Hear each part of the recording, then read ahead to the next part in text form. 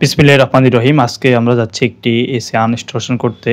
আজকে আমরা কাজ করব বোলাইন বাজার কুমিল্লা এবং নোয়াখালীর যে মহাসড়কের তুগুরিয়া হয়ে তারপর হচ্ছে বোলাইন বাজার যেতে হয়।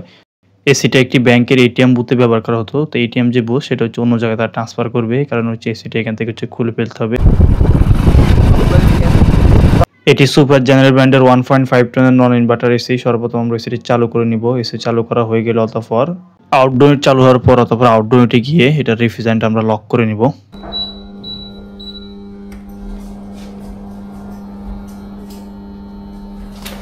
ইনডোর ইউনিট চালু হওয়ার কিছুক্ষণ পর আউটডোর সাইড হচ্ছে লাইন দেয়। আউটডোর জিনিস সেটা হচ্ছে পারফেক্টলি হচ্ছে কাজ করছে। আর এসিটিতে হচ্ছে প্রচুর পরিমাণ হচ্ছে ময়লা জমেছে। এটার যে বডি যে কন্ডিশন, পাইপিংয়ের যে কন্ডিশন, এখানে কন্ডেন্সার হচ্ছে মোটামুটি ভালো হচ্ছে, ময়লা জমেছে। সর্বপ্রথম হচ্ছে আমরা সার্ভিস পাইপ হচ্ছে কাভার সেটি খুলে নেবো। তারপর হচ্ছে ফর্জার কমে এসির যে গ্যাস সেটি লক করে নেব।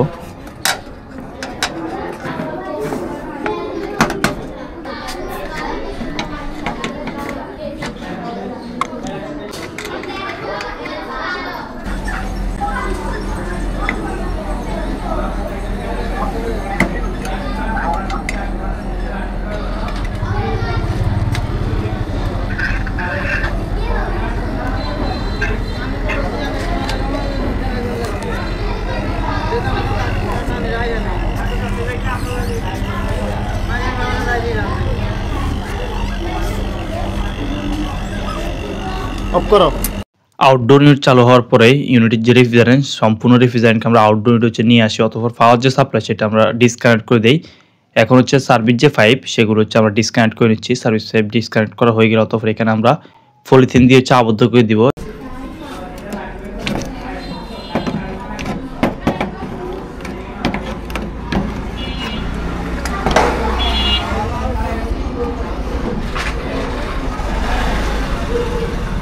সার্ভিস পাইপ ডিসকানেক্ট করা হয়ে গেল অতঃপর সার্ভিস বাল্বের এখানে আমরা পলিথিন দিয়ে হচ্ছে আবদ্ধ করে দেই, যাতে হচ্ছে ময়লা যাতে প্রবেশ করতে না পারে।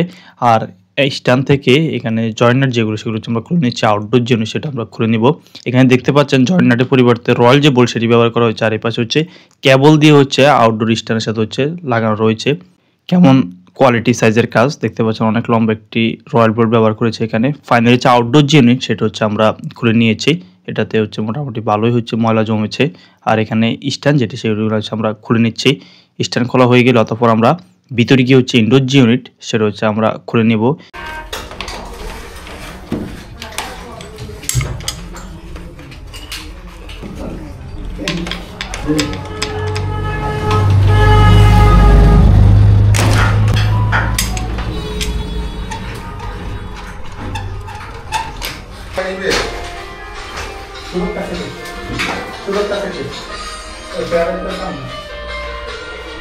এসিটাতে অতিরিক্ত সার্ভিস যে পাইপ সেটা হচ্ছে ব্যবহার করা হয়েছিল।